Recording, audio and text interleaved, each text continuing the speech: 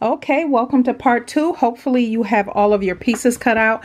I will say for the pocket piece, I did not mention this in the previous part, but for the pocket piece, what I have done is interface my pocket piece because I do like this pocket.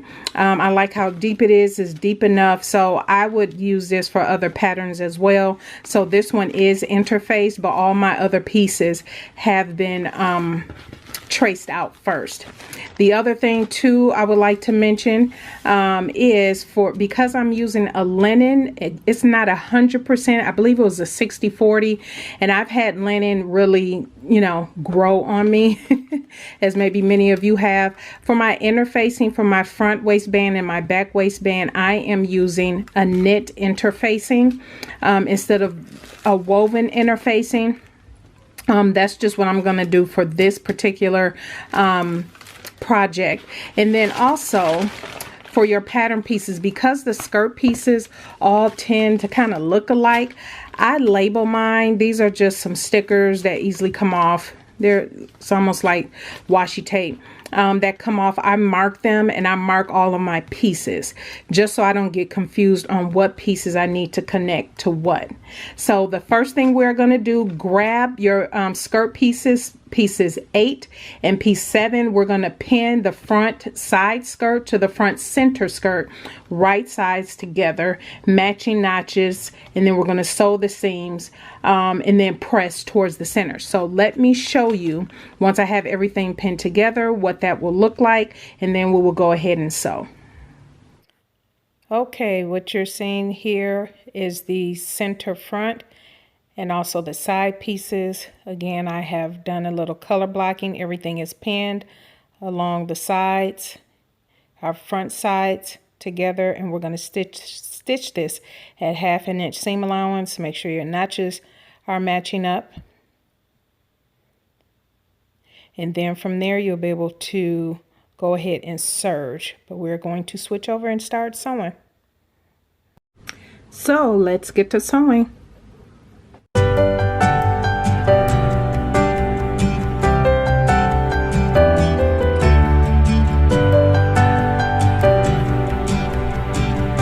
Okay, I have finished sewing my front pieces, my center front to my front side pieces. I am going to actually serge all of this, and then I'm going to press all of the seams towards the center, and then we are going to grab our, we're going to do the same thing, and we're going to grab our back side skirt pieces and our back center skirt pieces.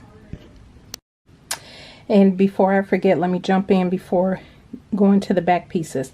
You will do this to the front and the back after you've attached the sides together. You will do a stay stitch so this doesn't stretch out. You're going to do a 1/4 inch seam allowance, and you're going to do a stay stitch all the way around the top of the skirt. This is the front. Once you put the back pieces together, you're going to do the same thing. 1/4 inch seam allowance and stay stitch at a length, I would say about 1.5 should be good, all the way around the top, just so this doesn't stretch out. Again, 1/4 inch seam allowance and a stitch length of about 1.5. So this is what it will look like when your front, your back side, and your back center are together. It's the straight edge that is being pinned together. Go ahead and sew, stitch all the way down the side back. Once you have that done, go ahead and serge everything as you can see here, and then press the seams towards the center. Now we will prepare our pieces for the pockets. Okay, so you're going to take your front pieces. It's all one piece now. Remember, this is your center and these are your sides. I am trying some color blocking. We'll see how this turns out. But anyway, you have your notches up at the top and at the bottom of the pocket. That's where you will lay your pocket. Go ahead and lay your pocket on, and then stitch this actually at 1/4 inch. And then once you do that, you're going to flip it out. Imagine these pins aren't there.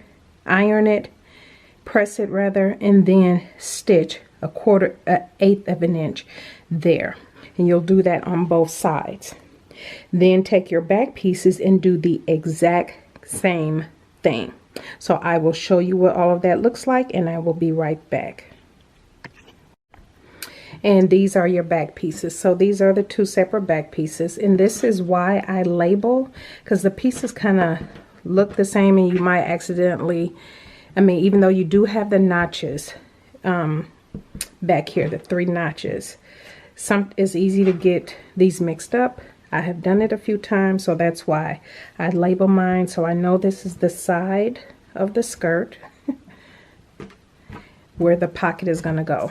So same thing, sew 1/4 of an inch down, flip the pocket out. This is to stabilize the pocket, and then 1/4 of an inch, and then we will be putting it together, but I'll show you how it looks once that is all done.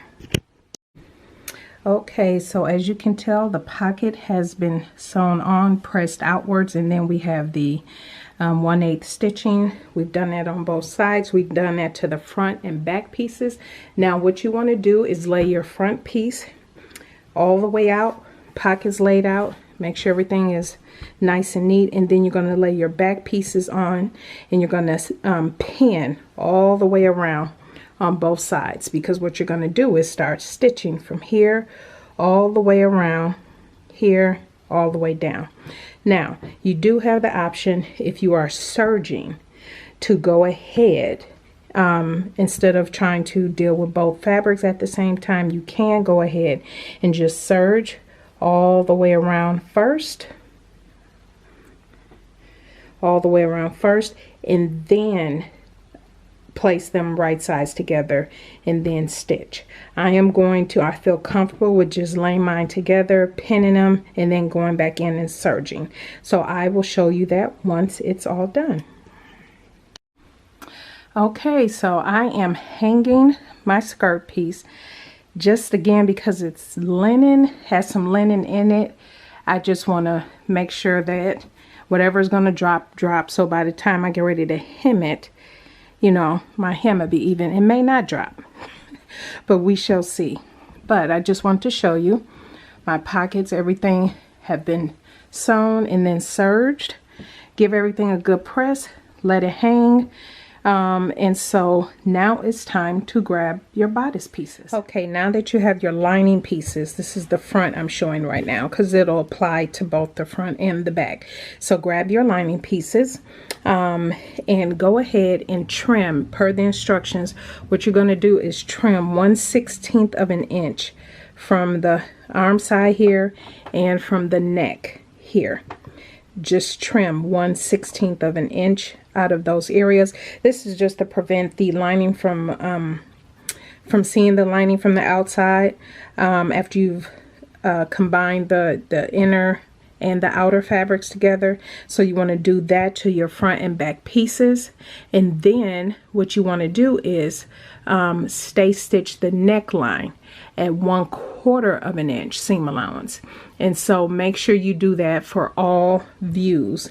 And so first, go ahead, trim 1/16 of an inch from your lining, and then go through and stay stitch using 1/4 of an inch the neckline on both the back and the front piece. Then we're going to put in our darts, sew in our darts in our lining and our outer pieces, and then that will complete the preparation of our bodice pieces. I will show you what it looks like when it's all done. Okay, real quick tip, if you find that your fabric shifts when you're doing your dart, like this one does for me, take your pen through 2 times as opposed to just once through. Prick it through a couple different times, and that adds a little bit more stability so you don't have the shifting of the fabric. Okay, once you have everything sewn together, go ahead and press your bust darts upwards and your waist darts to the center. For all pieces, you have your lining pieces front and back, you have your exterior pieces front and back that you will need to do this for. And so when I said you're just cutting off a sliver from around the arm, see about 1/16 from around the neckline and from around that arm side. And that's it. That is wrapped up for part 2. Stay tuned for part 3, where we will put everything together and finish off the dress. That's why I wanted to go ahead and prep the bodice pieces. So once we start on tomorrow, adding the waistband and moving on from there, connecting the interior and exterior bodices, we will be good to go. All right, everybody, we will see you tomorrow.